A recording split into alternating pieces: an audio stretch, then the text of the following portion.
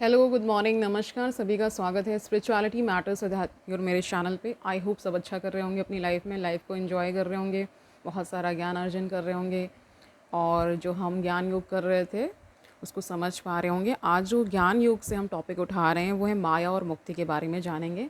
ठीक है, कल हमने जिद्दू कृष्णमूर्ति की किताब है ना, what are you looking for से रिलेशनशिप के बारे में जाना था। आज हम पुनः वहाँ लौट आए हैं, यानी कि स्वामी विवेकानंद का जो दर्शन है उसको जानने का प्रयास करेंगे आज। ठीक है, शुरू करते हैं आज का सेशन। Let's get started. तो ये जो माया और मुक्ति का जो व्याख्यान है, ये स्वामी विवेकानंद ने 22 अक्टूबर 1896 ना लंदन में दिया गया व्याख्यान है ये। ठीक है, तो इसके बारे में हम थोड़ा सा जान रहे हैं। और माया और मुक्ति क्या कह सकते हैं, परस्पर विरोधी है ना। जब तक माया है मुक्ति नहीं मिलती। ठीक है, मुक्ति मिल जाने पर माया का कोई असर नहीं रहता, ये है। ठीक है, शुरू करते हैं। कवि कहता है, हम जगत में अपने पीछे मानो एक हिरणमय मेघ जाल लेकर प्रवेश करते हैं, पर सच पूछो तो हम में से सभी इस प्रकार महिमा मंडित होकर संसार में प्रवेश नहीं करते। हम में से बहुत से तो अपने पीछे कोहरे की कालिमा लेकर ही जगत में प्रवेश करते हैं, इसमें कोई संदेह नहीं। हम में से सभी मानो युद्ध करने के लिए युद्ध क्षेत्र में भेजे गए, तो युद्ध करने ही आए हैं। ठीक है, ये युद्ध क्षेत्र ही है, यहाँ पे बहुत सारे युद्ध हमें करने पड़ते हैं, हर लेवल पे हमें संघर्ष करना ही पड़ता है। हम में से सभी मानो युद्ध करने के लिए युद्ध क्षेत्र में भेजे गए हैं। रोते रोते हमें इस संसार में प्रवेश करना पड़ता है, यथासाध्य प्रयत्न करके अपना मार्ग बना लेना पड़ता है। इस अनंत जीवन समुद्र में हम अपना मार्ग बनाते हैं, आगे हम बढ़ते जाते हैं और अंगणित ना, तो कह रहे हैं एक तरह से देखिए होता क्या है कि जब हम युद्ध भी कर रहे होते हैं तो कई बार इसका आभास ही नहीं होता कि ये युद्ध चल रहा है, उसमें हम फंस जाते हैं। युद्ध में क्या है, एक की हार होती है, एक की जीत होती है, लेकिन कहते हैं कि हार और जीत में आपको नहीं पड़ना है, आपको केवल अपना कर्म करना है। ठीक है, इस पे नहीं जाना है कि हार रहे हैं या जीत रहे हैं, युद्ध में लड़ना ही पर्याप्त है, ऐसा कहा जाता है। तो कह रहे हैं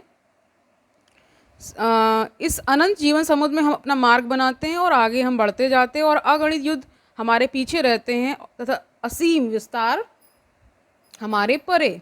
इसी प्रकार हम चलते रहते हैं और अंत में मृत्यु आकर हमें इस क्षेत्र में उठा ले जाती है, इस क्षेत्र से उठा ले जाती है। यानी कि सबको पता है, जन्म होता है, बच्चे का लालन पालन होता है, वयस्क बनते हैं, युवा होते हैं ना, फिर उसके बाद धीरे धीरे एजिंग होती है, वृद्धावस्था आती है और फिर अंततः मृत्यु। ठीक है, यही पूरा खेल चल रहा है। ठीक है, कह रहे हम चलते रहते हैं और अंत में मृत्यु आकर हमें इस क्षेत्र से उठा ले जाती है।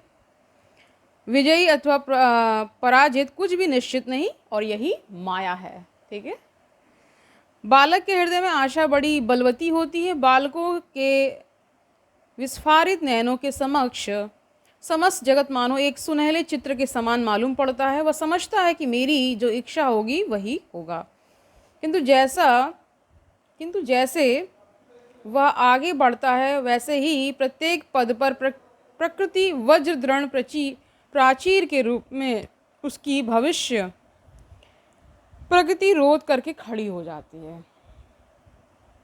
उसी प्राचीर को भंग करने के लिए वह भले ही बारंबार वेग के साथ उस पर टक्कर मारता है, जीवन भर वह जैसे जैसे अग्रसर होता जाता है वैसे वैसे उसका आदर्श उससे दूर होता जाता है। ठीक है, तो कई बार देखते हैं होंगे आप कि कामयाबी के लालच में, मतलब वो ये समझते हैं कामयाबी कैसे भी है, बस आनी चाहिए, है ना, कर्म पे ध्यान नहीं हो करके क्या करते हैं कि बस हमें बस सफल होना है, कोई भी एन केन प्रकार जो बोलते हैं, किसी भी तरीके से बस सफल हो जाएं, है ना, कोई भी रास्ता हमें अपनाना पड़े। तो कई बार लोग गलत रास्ता भी अपना लेते हैं ना। तो आपके आसपास ऐसे लोग होंगे, नहीं होंगे तो आप मूवीज़ में तो देखते ही होंगे कि कैसे क्या क्रम आगे बढ़ता है। ठीक है, अंत में मृत्यु आ जाती है और शायद इस सब से छुटकारा मिल जाता है, और यही माया है। एक वैज्ञानिक उठता है महाज्ञान की पिपासा लिए, है ना, उसके लिए ऐसा कुछ भी नहीं है जिसका वह त्याग ना कर सकता हो, कोई भी संघर्ष उसे निरुत्साह नहीं कर सकता। वह लगातार आगे बढ़ता हुआ प्रकृति के एक के बाद एक गुप्त तत्वों का पता लगाता जाता है। आप सभी जानते हैं, साइंटिस्ट लोग जितने भी डिस्कवरीज करते हैं, है ना, उसमें वो यही तो पता लगाने की कोशिश करते हैं कि ये अमुक चीज़ हो रही है तो क्यों हो रही है ना। अगर न्यूटन ने ग्रेविटेशन का पता लगाया तो पहला क्वेश्चन यही था ना कि ये नीचे ही क्यों आ रहा है, एप्पल या कोई भी फल या कोई भी वस्तु नीचे ही क्यों आ रही है। ठीक है, इस तरह से प्रकृति के अंतस्थल में से आभ्यंतरिक ना, यानी अंदर की बात हो रही है, गूढ़ रहस्यों का उद्घाटन करता जाता है। और पर इसका सबका उद्देश्य क्या है, ये स्वामी जी पूछ रहे हैं। यह सब करने का हेतु क्या है, हम इन वैज्ञानिकों को क्यों मानते हैं, यानी इनकी रिस्पेक्ट हम क्यों करें, ये पूछ रहे हैं। उन्हें कीर्ति क्यों मिले, मनुष्य जितना कर सकता है प्रकृति क्या उससे अनंत गुना अधिक नहीं करती। और प्रकृति तो जड़ है, अचेतन है, तो फिर जड़ के अनुकरण में कौन सा गौरव है, प्रश्न कर रहे हैं सारे। ठीक है, प्रकृति कितनी भी विद्युत शक्ति संपन्न वज्र को चाहे जितनी दूर फेंक दे सकती है, यदि कोई मनुष्य उसका शतांश भी कर दे तो हम उसे आसमान पर चढ़ा देते हैं। यह सब क्यों? प्रकृति के अनुकरण के लिए, मृत्यु के, जड़त्व के, है ना, अचेतन के अनुकरण के लिए हम उसकी प्रशंसा क्यों करें। गुरुत्वाकर्षण शक्ति भारी से भारी पदार्थ को क्षण भर में टुकड़े टुकड़े कर फेंक सकती है, फिर भी वह जड़ है। जड़ के अनुकरण से क्या लाभ, फिर भी हम सारा जीवन उसी के लिए संघर्ष करते रहते हैं, और यही माया है।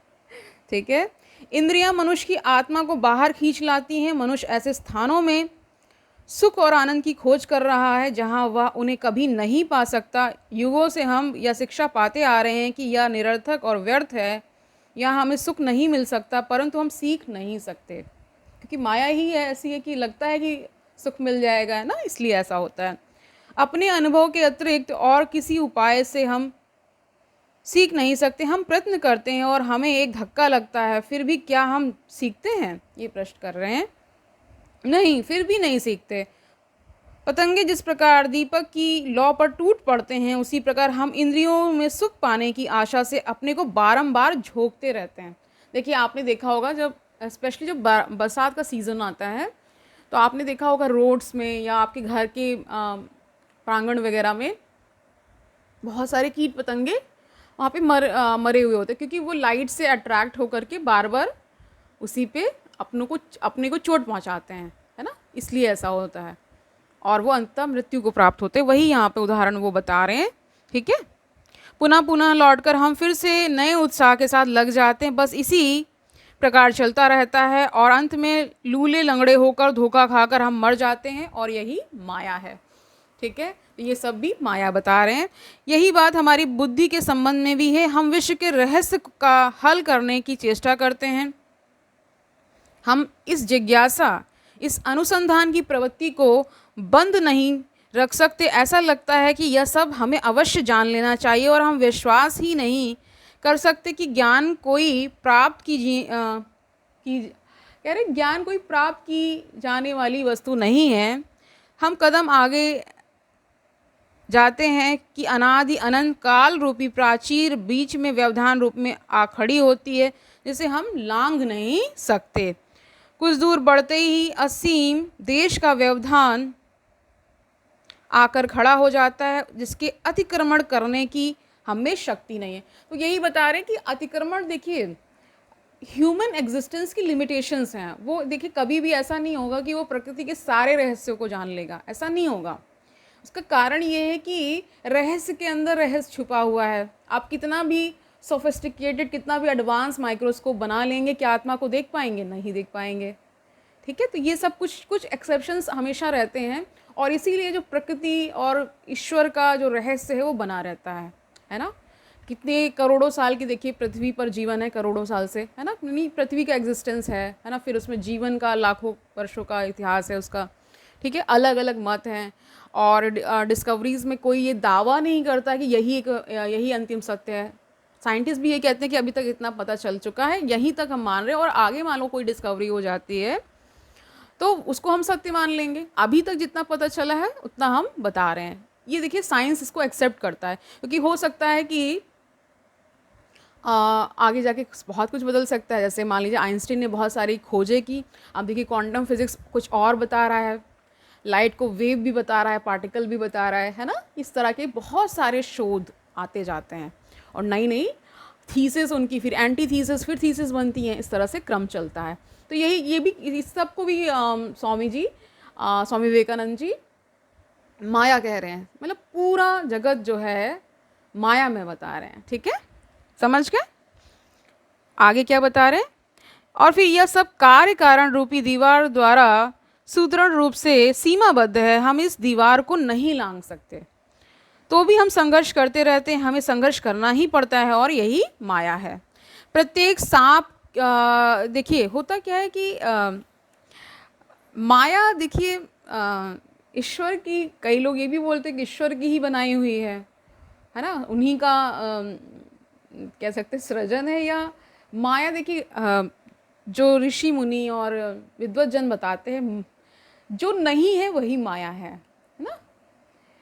ठीक है, माँ का मतलब नहीं होता है, या जो मतलब जो, ठीक है, जो नहीं है उसी को माया कहते हैं। लेकिन क्योंकि हमें प्रतीति होती है ना, संसार की प्रतीति हो रही है, हमें प्यास लग रही है तो हम पानी पी रहे हैं तो हमारी प्यास बुझ रही है, इस प्रकार का सारा जो रचना है संसार की वो तो हमें प्रतीत होता ही है ना, कितना भी हम कह लें, क्योंकि हम व्यवहारिक तल पे जी रहे हैं। ये सारे इसके कारण है, इस डिस्कस हो चुका है पहले भी।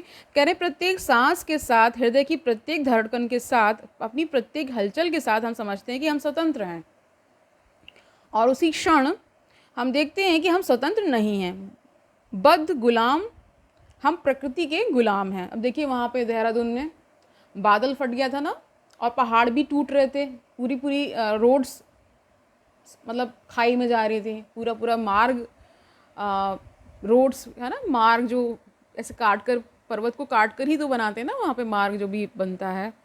देखिए कितना बारिश इतनी ज़्यादा हो रही थी, और इधर आप जाइए, आ जाइए, हिमाचल में भी यही हाल था, है ना, पंजाब, सब एरियाज़ काफ़ी प्रभावित थे इससे। ठीक है, तो इसीलिए कहा जाता है कि प्रकृति जब प्रकोप अपना दिखाती तो मनुष्य को नतमस्तक होना पड़ता है। ठीक है, ये कारण ये कि हम गुलाम, इस सेंस में कह रहे हैं प्रकृति को, प्रकृति के हम गुलाम हैं। ठीक है, वो क्योंकि हम, आप देखिए जो हमारा जो इतिहास है, यानी मनुष्य का जो इतिहास है, उसको अगर आप स्टार्टिंग में पढ़ते होंगे, हिस्ट्री वगैरह में पढ़ा होगा आपने, एंशिएंट हिस्ट्री में पढ़ा होगा ना, एक प्री हिस्टोरिक चीज़ें हैं, फिर हिस्ट्री आती है, जितना मतलब हिस्ट्री मतलब जो रिकॉर्डेड फॉर्म में है, जिसका रिकॉर्ड है हमारे पास, है ना, साक्ष्य हैं उसके बहुत सारे, वो सारी चीज़ें।